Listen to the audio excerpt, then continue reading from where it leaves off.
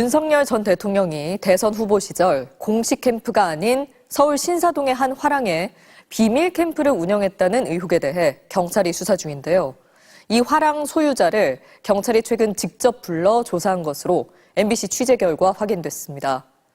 비밀 캠프를 제공한 대가로 특혜가 있었는지 뇌물죄 여부 등도 수사에 나섰습니다.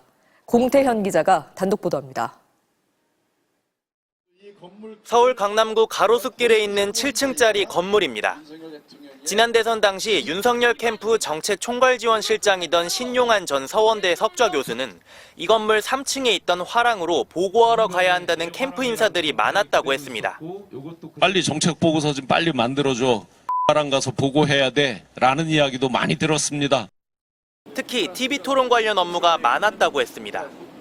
TV토론 팀의 어떤 준비 과정, 연습, 그리고 중요한 분들을 만날 때 이곳에서 많이 만난다라고 이야기를 여러 차례 많은 사람들로부터 들은 바가 있습니다. 국민의힘 관계자도 MBC 취재진에 당시 캠프 핵심 고위 인사들이 특히 TV토론 뒤 이 화랑을 자주 찾았다고 밝혔습니다. 대선 당시 윤석열 후보의 공식 선거 캠프는 여의도로 화랑을 선관위 신고 없이 선거사무소로 사용했다면 불법입니다.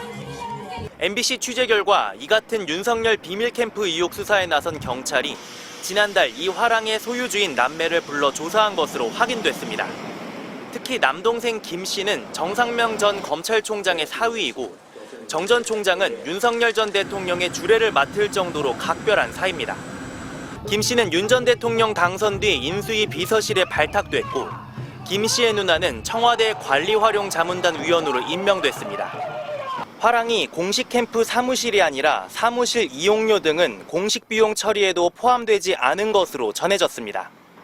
지난해 시민단체들은 비공개 캠프가 공직선거법 위반인 건 물론 화랑을 무료로 제공하고 인사 등의 특혜를 받았다면 정치자금법 위반과 뇌물죄 혐의가 있다며 고발했습니다. 이 같은 비밀 캠프 의혹이 불거진 뒤 이 화랑은 완전히 철거되고 다른 장소로 이전했습니다. 윤 전 대통령 파면으로 불소추 특권이 사라지면서 경찰이 본격 수사에 착수했고 공소시효는 오는 8월까지입니다. 경찰은 지난 1월 고발인 조사에 이어 2월 초 신정 교수에 대한 참고인 조사를 마친 가운데 윤석열 전 대통령에 대한 직접 수사에 나설 가능성도 제기됩니다.